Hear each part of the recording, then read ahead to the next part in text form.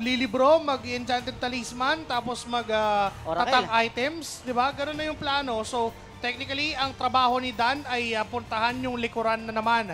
For the side of Onyx 9 Lives naman, front to back nila, sobrang taas. Pag may nakita si Kaloy with a Jawhead, they can burst it down. Yeah, and even for, same goes with, with Kyurem, with his Cho. Diba? Ito yung napaka-confident na draft ni Coach Wright. Kahit na nag-show na, ang Smart Omega Neos, kumuha pa rin siya ng Jawhead. Alam naman natin na natural counter ng Jawhead yung Cho. Kasi pag yung mga ejector, pwede niyang i-dodge, Shunpo, diba? Ni Ultimo Unstoppable Forces, pwede niyang i-dodge. Now that we're in game number 2, titignan natin at papasok tayong lamang. Ang Onyx 9 Lives sa ating serye, ang aga ng mga nangyayaring pokes from both of these teams. Parang walang nangyari nung game 1 sa Omega. Di ba sila pa yung mas aggressive sa opening, and that's how you maximize the aerial dominance from the Kimi. Sika nagpapasikat kagad sa kanyang mga bula. Sean, tinanggap naman yun ng buo-buo, pero sakit pala tol. Parang so now I come to you with open arms eh. Tinansya niya lang. Sabi niya, ganun kasakit. Hindi pwede. Hindi pwede. Sabi niya, hindi pala pwedeng babaran. Pero medyo nasaktan din naman si Nosha kay West. Surprisingly, ganun kasakit yung Claude at this very early na nasaktan si Nosha dun sa pagkakataon na yun. That's unusual. Technically nga, lamang dapat ang Granger sa isang Claude. Pero hindi ganun ang mga pangyayari natin. And mas aggressive ang Smart Omega kung napapansin ninyo sa laban na to. Kaya naman pala, naka-Master Assassin si West. Naka-Master Assassin yung Claude. Sige, sumubo ka ng 1v1, mararamdaman mo. Kaya pala, sa emblem kumapit. Diba? Kung sa late game ka masakit, sa emblem kumakapit. Pumasok si Kane. Si West ang dadapuan dito. Defiant Sword, Tempest of Blades. At si Nosha pa nga ang nakakuha ng kill. First blood for the rookie Nosha. Na-maximize ng Onyx 9 Lives yung lalim ni West, yung kagustuhan niyang harasin. Itong si Nosha doon sa gold lane. At kung titingnan mo rin, nandun yung ikot na ng Smart Omega Neos kontra sa Onyx 9 Lives. Pero para dyan, sa mga hindi pa nakakasali, join the Realme Facebook community and get a chance to win Realme phones and prizes later. Para sigurado na makuha nyo yung prize nyo, huwag muna umalis ng venue at magstay lang to hear more about the giveaways presented by Realme. Well, sigurado rin ang pagkuha kanina ng Smart Omega sa Turtle dahil nga give up na yon ng Onyx 9 Lives. Ang nag-attempt ng onte, itong si Lanzo pero walang paramdam. Itong sila Kane sa pagkuha doon sa Turtle. Siguro naging sapat na sa kanila na matrade kanino yung gold.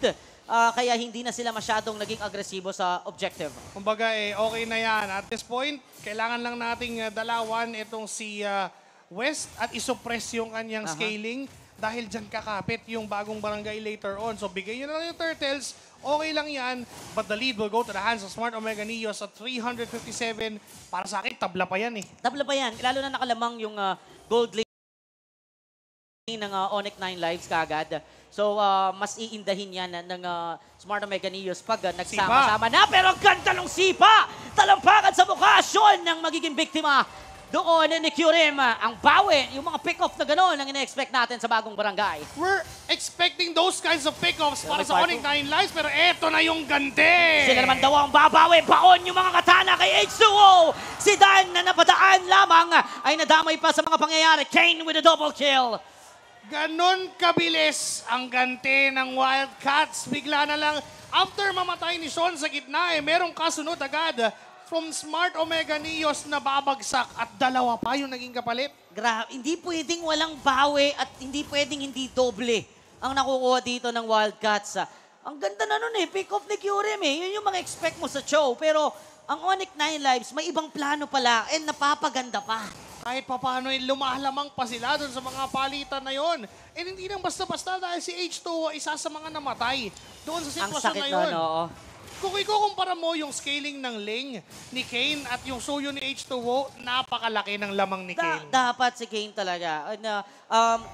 Dapat si H2O actually yung lamang. Pero dahil sa scale na nagagawa ngayon ng Snowball kay Kane, hindi imposible na talagang lamang na dito ang isang Ling.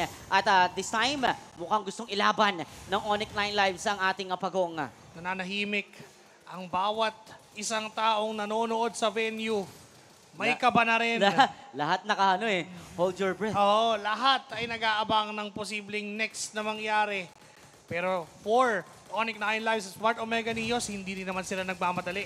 Walang pagmamadali. And Sika, just keeping that aerial dominance active para lang sila yung makalamang sa magkakaroon ng bakbakan. Lanzo magbibigay ng espasyo. Si Kaloy nasa likod ng sector copy. Ang kanya nahagis si H2. Ang mga karetrin ng pagong. Pero bumaon yung kanyang mga blades. Sa mukha nga lang ni Kaloy. Dadapo rin naman yung Sasuke ni H2O. Lanzo nababad sa damage. Narito ng bala ni Nosha at si Dan ng laligo. Pero si Lanzo, darating din ng mga sago na galing kay West. And West with a blazing duel and they even got Nosha to make it 4 members down for Onyx 9 Lives. An unofficial wipeout para sa bagong barangay. 5 miyembro na kaninang di nila makuha ay nakuha nila ngayon at biglang lumobo yung kaalamangan para sa bagong barangay. Another dodge sa ejector na magmumula kay Kaloy and yun yung naging simula ng downfall ng Onyx 9 Lives. Ayan yung mga sinasabi natin, countered na eh. That show of Kyurem baited that ejector at nahagis yung kabayo nga ni Lanzo. Bandang huli, parehas pa silang na-displace. At mukhang bandang huli, mahuhuli din si Lanzo. Patay ang Oyabak dito ng Onyx 9 Lives. Those pick-offs, those kills, yun yung hindi natin nakita nung Game 1. Parang meron silang dalawang option lagi na kapag gusto ng pick-off, Kyurem, ikaw bahala. Pag gusto ng team fight, Dan, ikaw bahala. Diba? Pag kailangan nila na pumick-off lang ng isa, si Kyurem yung tinatawag. Pero kapag naman, okay, sabayan to, limahan to, Dan, ikaw bahala. Parang sa magkakapatid lang, toka-toka ng trabaho. Ay, oo. Ikaw magugas ng plato, ikaw tagasaing. Tapos yung isa, taga-kain. Taga-kain. Si H2 yung kumain doon. Si H2, dahil nga 4-1-1 na. Remember, last time we checked it, siya yung lamang itong si Kane. At akala natin magtutuloy-tuloy yun. Dahil nga sa mga magagandang pick-off na ginagawa at hain ng Smart Omega Neos.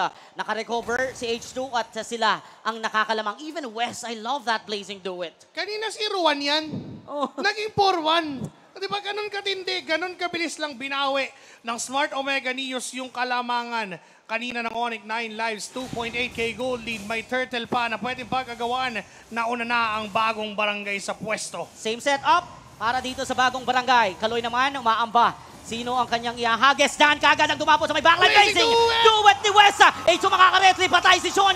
Kumain doon ng area dominance. Si Dan may ipit nga lang. Tempest of Blades naman ni Kane. Patay si Dan. Kaya lang tuloy-tuloy ang magbakan. Tuloy magbato ni Wesa sa may backline. May iwan, may ipit si Kaloy. Pero may flicker out. Si Nosha. Hahapulin din. Sika with a kill. Si Lanzo naman ang kanyang pupuntahan.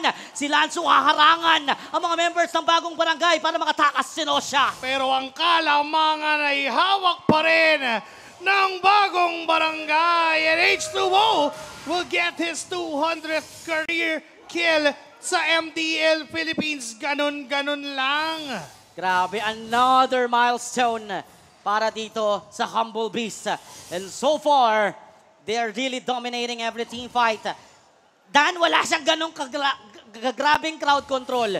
Pero kung gumawa siya ng chaos sa may backline, talagang hindi alam ni Sean kung saan siya pupunta. Sabi ni Dan, hindi na ikaw yung nakaglutang, Sean. Ako na ngayon. Di ba saktong-sakto pa na may blazing duet pang kasama? Inihintay nila eh. Pag namatay na yung Veil kasi, wala nang knock-up to cancel that blazing duet. So ito na naman ang bakbakan, may ipit secure pero makakapag-flicker pa naman. Si Lanzo naman, ang kanilang pupuruhan, tinamaan ng Starium Beam. Kulang din naman yung damage na binibigay ni Sika para mabilisang mapaslang ang mga members ng ONL. Samantalang, tingnan mo si Wes. Yung ginagawa ni Nosa kanina, saan naman ang gumagawa ngayon? That looks family. Hindi natin napansin na wala na palang Torre halos yung side lane ng Onyx 9 Lives. It is because of West na kanina pang paulit-ulit pinupuntahan yung side lanes to put that pressure on. Pero doon sa gitna ay may nagbabadya. Kinombo si Kyurem pero nakawala. Ano yun, ready na yata ang Smart Omega Neos na gumawa ng counterplay. Well, na-burn yung Windstorm. And na-burn din naman ang flicker dito ni Kyurem. May Lord pa naman tayo sa loob ng ilang segundo. Well, babalik pa rin naman yung mga resources dito ng Onyx 9 Lives. But the flicker is not gonna be available if ever na mag-go sa team fight ganitong oras ang Onyx 9 Lives. Silip mula kay Kyurem. Nakita siya ni Kaloy sa mga ng mga bala mula kay Nosa. Pero yung Lord ay hawak ng Smart Omega. Malayo sa pangyayari etong si Kane. Cloudwalker in para makahabol at hindi na nga siyang mabot doon. Samantalang si Dan ang napuruhan kay Nosa. Si Sean din ay nasaktan. Patakas ng Shunpo doon. Etong si Kyurem walang namatay. sa kupunan ng Onyx 9 Lives. Napakagandang zone mula kay Dan. Inalay niya ang buhay niya para makuha ng bagong barangay. Yung Lord na yon, what a good zoning ability. And hindi lang yun eh.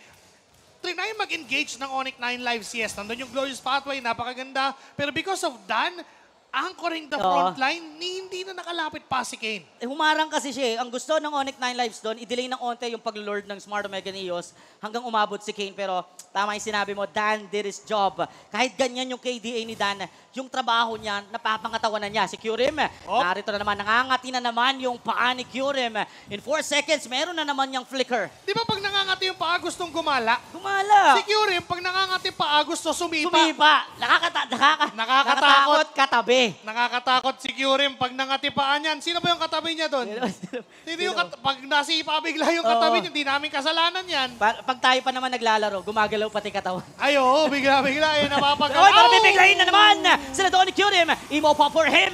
Lord dives inside as well. Lanso nga lang ang mapupuruhan ni Zika. Si Kyurem ang magiging kapalit. Isa sa isa, pero dala masakit para dito sa Omega kasi dalawa ang nawala sa kanila dahil nga nawala na rin doon si Dan na depensahan pa rin ng Wildcats ang kanilang tarangkahan. Napakagandang depensa mula sa Wildcats. Hindi man lang nabasag yung inhibitor turret nila sa top lane. Isang pitik na lang ng gatilyo sana na hawak ni Zika, kaso di na umabot pa dahil masakit na rin ang mga bala ng baril ni Nosha. 4-1-2 sa gold lane ng Onyx 9 Lives and malapit na rin maburst.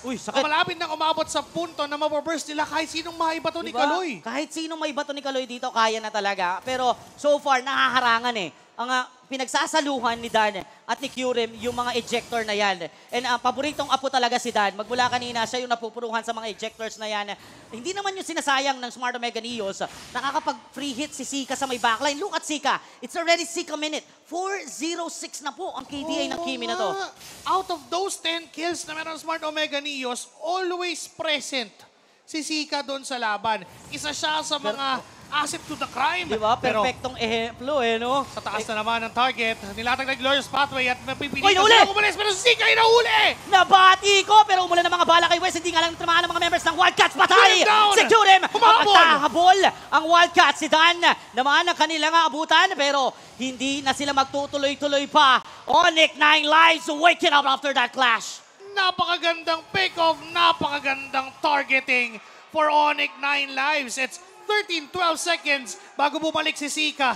May Lord in 5 seconds at enough ba yung 7 segundong window nila dahil nakahanda na ang kupunan ng Wildcats sa Lord. Mukhang irarash ang Lord na to. Lanzo magbibigay ng espasyo dahil walang tatamaan ng kanyang Falling Star Moon. Si Weston Tunaw naman, binibasic si Lanzo. Si Dan ang kanilang hahabulin. Hindi na siya magtatagal pa. No, siya will take the kill. Pero nakapag-buy time pa rin siya para makaabot ang kanyang mga kampe na mabuhay pa. 4 ang miyembro ng bagong barangay. Stallion Pulse or hindi yon tatama para sa kupunan ng Onyx 9 Lives. Pero naitaboy nila ang Wildcats. Teka, hindi nila alam kung nasa pa si Kane. Maaari papasok at makuha pero retry pa rin ng Humble Beast! The Humble Beast with a clutch Lord.